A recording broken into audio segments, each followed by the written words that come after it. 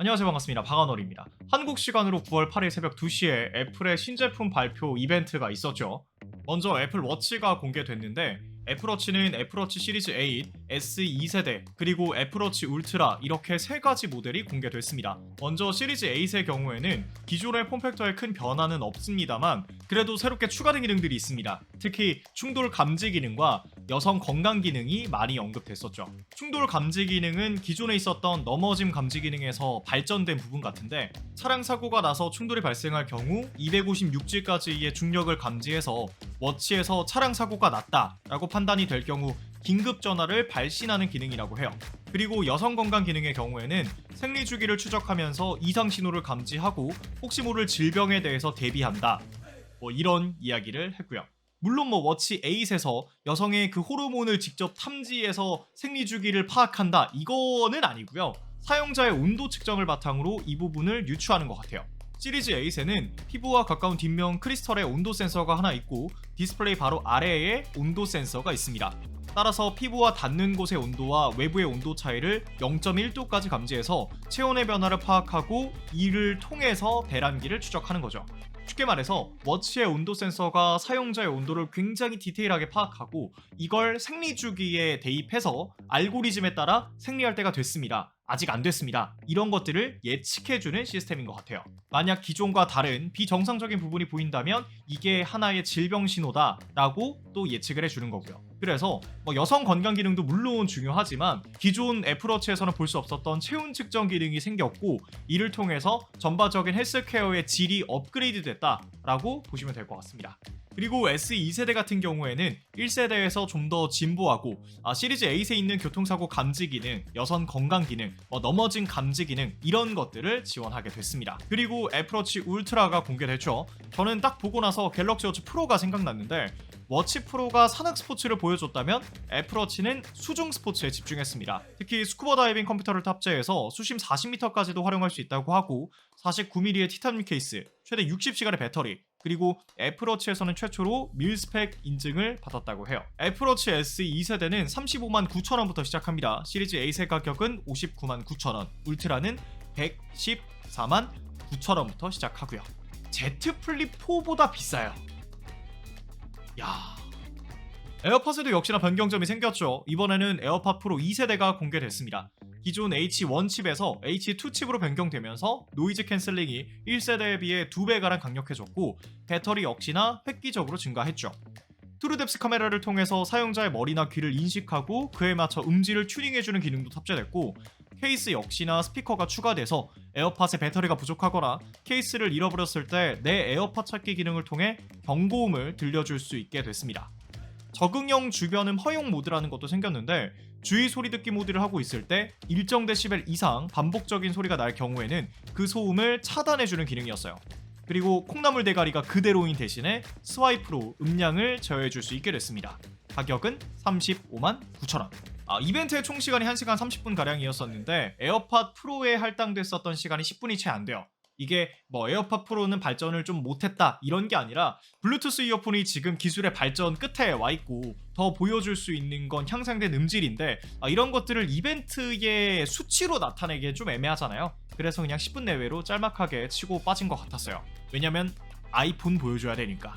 이번 아이폰에는 역시 미니 시리즈가 빠지고 아이폰 14, 14 플러스, 14 프로, 14 프로 맥스 이렇게 4가지의 모델이 출시됐습니다. 먼저 공통된 부분은 아이폰 14과 14 프로는 6.1인치, 14 플러스와 14 프로 맥스는 6.7인치가 탑재됐어요. 슈퍼 레티나 XDR 디스플레이, 애플 커스텀 OLED, 1200니트의 최대 밝기와 200만 대 1의 명암비, 돌비 비전을 지원한다고 합니다. 일단 이번에 아이폰에서는 이 칩으로 급 나누기가 좀 있었는데 아이폰 14 시리즈에는 기존 13 시리즈에 탑재됐었던 A15 바이오닉이 탑재됐다고 합니다. 14 프로 시리즈에는 새롭게 업그레이드된 A16 바이오닉 칩이 탑재됐고요. 그러니까 쉽게 말해서 작년에 썼던 A15 바이오닉 칩을 이번 아이폰에도 똑같이 탑재를 한 거예요. 물론 프로 시리즈에 들어갔었던 모델이기 때문에 GPU 코어가 하나 더 많고 어느 정도의 개선이 있긴 했지만 그래도 태생적으로는 작년과 동일한 칩이잖아요. 물론 A15 칩이 현 세대에 못 쓰냐 이건 절대 아니에요.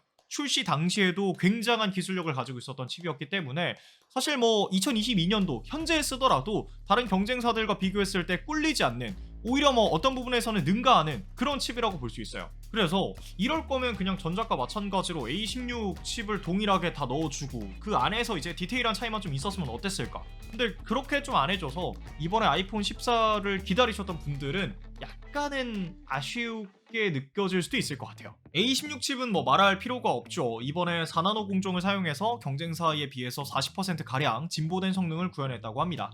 전력 효율 측면에서도 많이 개선됐고, 디스플레이 엔진이 탑재돼서 프로모션 디스플레이, 최대 밝기 등 다양한 부분들을 탑재한다고 해요. 그리고 이 덕분에 다이나믹 아일랜드 기능이 새롭게 추가됐습니다.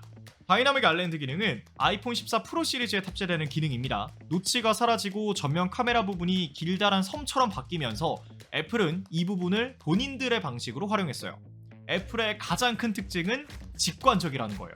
그리고 다이나믹 아일랜드가 이런 애플의 특징을 굉장히 잘 보여주는 기능입니다. 스마트폰에 알림이 올 때 위쪽 다이나믹 아일랜드가 자연스럽게 확장하면서 사용자의 현재 경험을 해치지 않는 선에서 알림을 보여줍니다. 에어팟 연결, 배터리 충전, 페이스 아이디, 음악 등 다양한 기능들 역시나 다이나믹 아일랜드로 활용할 수 있습니다.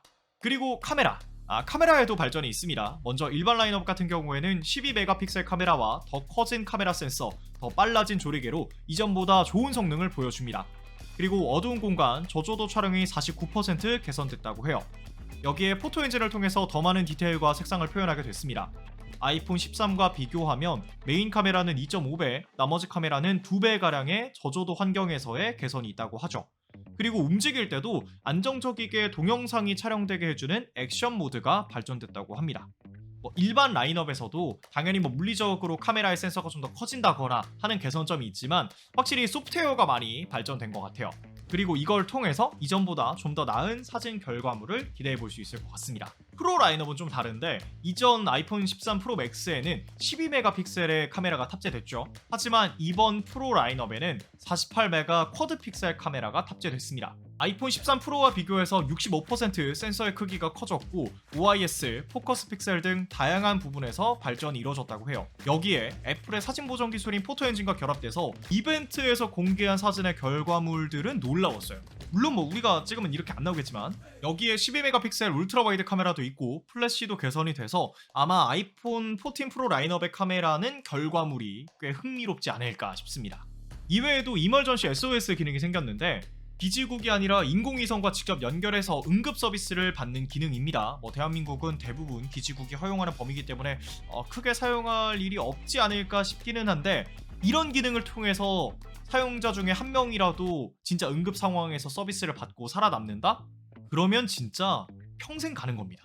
가격은 아이폰 14이 125만원, 14 플러스가 135만원, 14 프로가 155만원, 14 프로 맥스가 175만원입니다. 라기보다는 부터 시작이에요. 프로 맥스에 1TB를 하면요 250만원입니다. 애플 이벤트를 보면서 꽤 재밌는 그 내용들이 많이 있었어요. 스마트폰 기술력의 정점을 가지고 있는 회사가 이제 사용자를 계속 유지하고 더 많이 끌어들이기 위해서 어떤 것에 집중하는가, 이제는 단순히 누군가와 소통을 할 수 있는 디바이스의 한계를 넘어서서 이런 것까지 애플이 신경을 쓴다고? 라는 생각이 들 정도로 꽤 재미있는 애플 신제품 이벤트였습니다. 물론 가격은 너무 재미가 없지만 그래도 살 사람은 살 거예요. 오늘 영상은 여기까지고요. 저는 다음에 다른 영상으로 돌아오도록 하겠습니다. 감사합니다.